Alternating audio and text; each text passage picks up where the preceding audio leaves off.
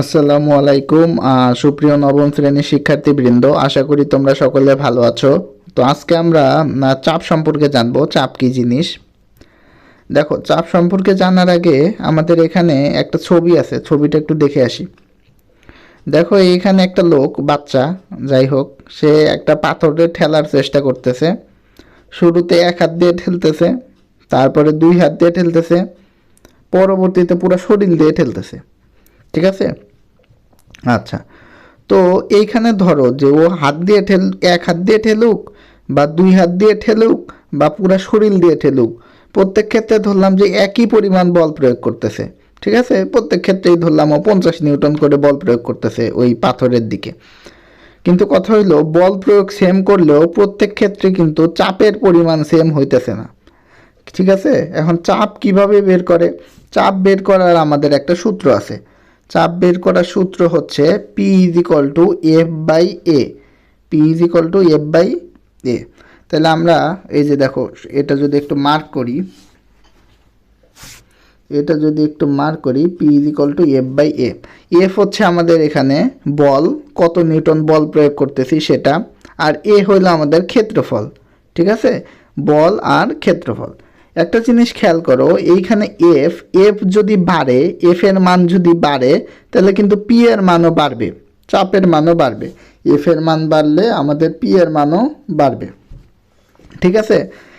কারণ তুমি যদি বেশি বল প্রয়োগ করো, তাহলে চাপের পরিমাণও বেশি হবে। এটা কিন্তু সহজ বাংলা ভাষায় বোঝা যায়। তুমি মনে করো যে একটা দেয়ালের ওপর বেশি বল প্রয়োগ করতেছো, বল প্রয়োগ করতেছো, তখন চাপের পরিমাণ বেশি হবে না? একটু খেয়াল করে দেখো, তুমি যদি এক হাত দিয়ে বল প্রয়োগ করো, তাহলে চাপ যেতটুকু হবে, তার চেয়ে তুমি যদি দুই হাত দিয়ে বল প্রয়োগ করো, কোনো একটা দেয়ালের ওপর বল প্রয়োগ বেশি করতেছো, তখন হচ্ছে চাপের পরিমাণ বাইরে যাবে। ঠিক আছে?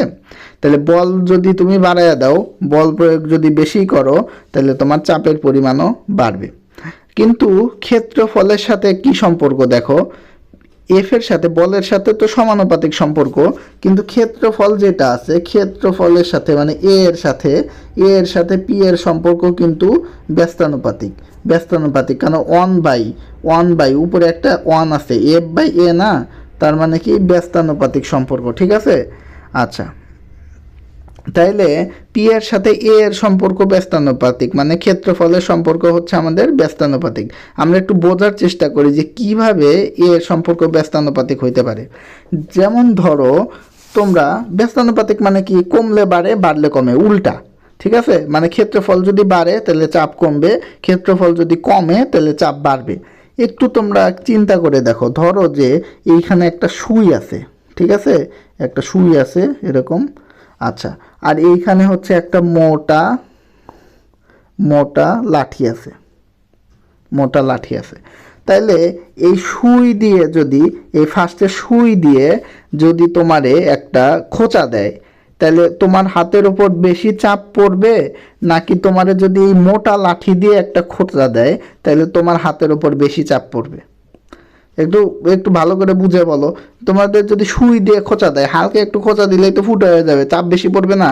কিন্তু মোটা যে অংশটুকু আছে, এই যে মাথার অংশ, এই মাথার অংশ দিয়ে যদি তোমার খোঁচা দেয় কেউ, তাইলে কিন্তু তোমার অত চাপ পড়বে না হাতের উপর। ঠিক আছে? তার মানে বুঝতেছি কি, এই যে চিকন সুয়ের যে ক্ষেত্রফল কম, মাথার ক্ষেত্রফল কম, এটা দিয়ে খোঁচা দিলে আমাদের চাপ বেশি হইতেছে, মানে ক্ষেত্রফল কম কিন্তু চাপ বেশি। কিন্তু এই যে মোটা অংশ যেটা আছে, মোটা লাঠি, এটা দিয়ে তুমি, এর ক্ষেত্রফল বেশি, তুমি যখন বল প্রয়োগ করতেছো তখন চাপ হইতেছে কম। ক্ষেত্রফল বাড়লে চাপ কমে, ক্ষেত্রফল যখন কম থাকে তখন চাপ বাড়ে। ঠিক আছে? তো এটা তুমি কিন্তু বাসায় টেস্ট করে দেখতে পারো। তোমার যে কলম আছে না, কলমের যে অংশ দিয়ে লেখো তুমি, ওই অংশ হাতের মধ্যে খোঁচা দাও, দেখো চাপ কীরকম লাগে। ঠিক একই পরিমাণ কাজ তুমি কলমের এই যে পিছনের অংশ, যেটা দিয়ে লেখা যায় না, পিছনের অংশ, ওটা দিয়ে হাতে একটা খোঁচা দাও, দেখো একই পরিমাণ বল প্রয়োগ যদি করো তুমি, তাও দেখবা যে কলমের যে অংশ দিয়ে লেখো, ওই অংশ দিয়ে খোঁচা দিলে তোমার বেশি ব্যথা লাগতেছে। কিন্তু কলমের যে অংশ দিয়ে লেখো না, পিছনের অংশ, সেটা দিয়ে যদি হাতে খোঁচা দাও, তাহলে দেখবা বেশি ব্যথা লাগতেছে না।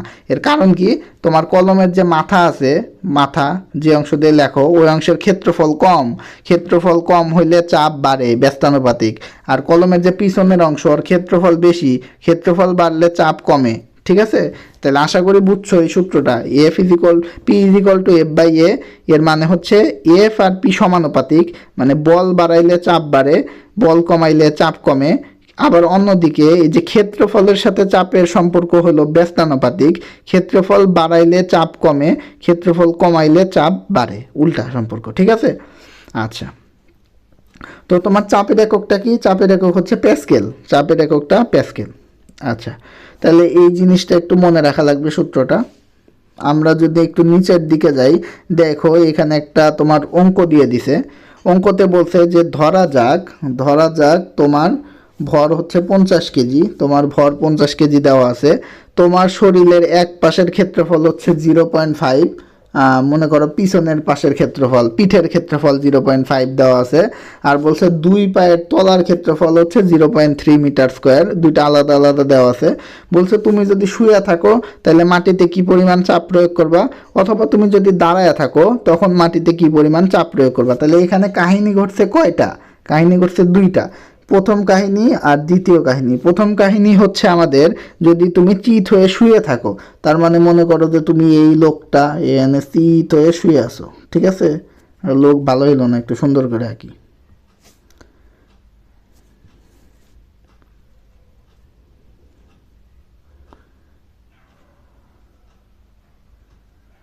আচ্ছা, এটা হলো চিত হয়ে শুয়ে আছো ধরো তুমি, ঠিক আছে? আচ্ছা, আর একটা ক্ষেত্রে কি বলছে, যে তুমি যদি দাঁড়িয়ে থাকো, তাহলে ধরো যে এখানে তুমি দাঁড়ায় আছো, তাহলে দুই ক্ষেত্রে তুমি এই যে মাটি যে আছে আমাদের নিচে মাটি, এই মাটিতে কি পরিমাণ চাপ প্রয়োগ করবা সেটা বের করতে বলছে। আচ্ছা, তাহলে এখানে দুইটা কাহিনী আশা করি বুঝতে পারছো। একবার তুমি শুয়ে রইছো, একবার তুমি হচ্ছে দাঁড়ায় রইছো, তো দুই ক্ষেত্রে তুমি মাটিতে কি পরিমাণ চাপ প্রয়োগ করবা সেটা হচ্ছে আমাদের বের করা লাগবে। তাহলে আমাদের সূত্র কি?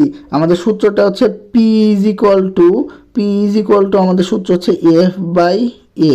এটা হচ্ছে আমাদের সূত্র, এটা কিন্তু মাথায় রাখা লাগবে সবসময়। P is equal to F by A, এই সূত্র দিয়ে আমরা চাপ বের করব।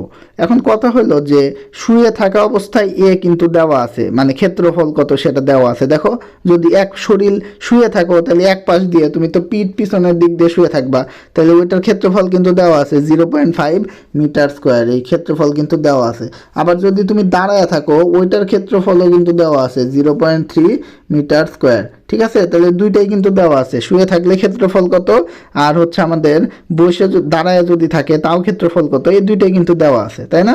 তার মানে আমাদের এই দুইটা দেওয়া আছে, কিন্তু এফ এর মানটা কি দেওয়া আছে? এফ এর মান কিন্তু কতটুকু বল প্রয়োগ করতেছো মাটিতে সেটা কিন্তু দেওয়া নাই সরাসরি।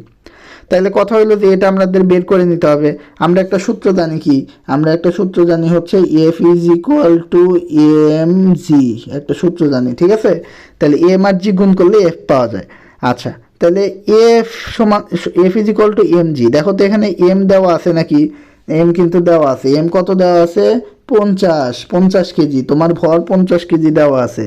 তাইলে আর জি এর মান কত? জি এর মান হচ্ছে 9.8, এটা আমরা জানি পৃথিবীতে জি এর মান 9.8। তাহলে এম আর জি গুণ করলাম, আমরা পাইলাম কত? 490 নিউটন, 490 নিউটন। এইটাতে পাইলাম, এটা হচ্ছে আমাদের কিসের মান? এটা হচ্ছে আমাদের বলের মান, 490 নিউটন। আচ্ছা, তাহলে এখন সোজা, এখন তো সব কিছুই আছে, তাহলে আমরা কেমনে বের করব? তাহলে কেমনে বের করবো? দেখো যখন শুয়ে থাকো তখন কি হবে? যখন শুয়ে থাকো তখন কি হবে? এফ এর মান হবে 490 নিউটন, বল প্রয়োগ করতেছো 490, আর ক্ষেত্রফল কত দেওয়া আছে? দেখো শরীরের এক পাশের ক্ষেত্রফল 0.5 স্কোয়ার, তাহলে 0.5 স্কোয়ার দিয়ে ভাগ করো, আসে কত আমাদের? 890 না sorry 980 newton per metre square বা প্যাসকেল, 980 প্যাসকেল থাকে যখন শুয়ে থাকো। আর যখন দাঁড়ায় থাকো তখন ওই এফ এর মান কত? এফ এর মান হচ্ছে 490, কিন্তু এ এর মান কত? এ এর মান ক্ষেত্রফলের মান হচ্ছে, দেখো এখানে দেওয়া আছে যে পায়ের তলার ক্ষেত্রফল। যখন দাঁড়ায় থাকো তখন তো খালি পায়ের তলা দিয়ে দাঁড়ায় থাকো, তাই না? পায়ের তলার ক্ষেত্রফল কত দেওয়া আছে? 0.03 মিটার স্কোয়ার, তাহলে এখানে হবে হচ্ছে 0.03 মিটার স্কোয়ার। এখানে কিন্তু একটু ভুল লেখছে, দেখো এখানে 0.03 লেখা, কিন্তু এখানে আবার 0.3 লেখছে শুধু। তাহলে যে কোনো এক জায়গায় ভুল আছে, হয় এখানে ভুল আছে নাহলে ওখানে ভুল আছে। আমাদের একটু ভাগ দিয়ে দেখতে হবে, আমি একটু ভাগ দিয়ে দেখি, দাঁড়াও। এখানে কত? 490 ভাগ 0.3 দিয়ে ভাগ দিছে।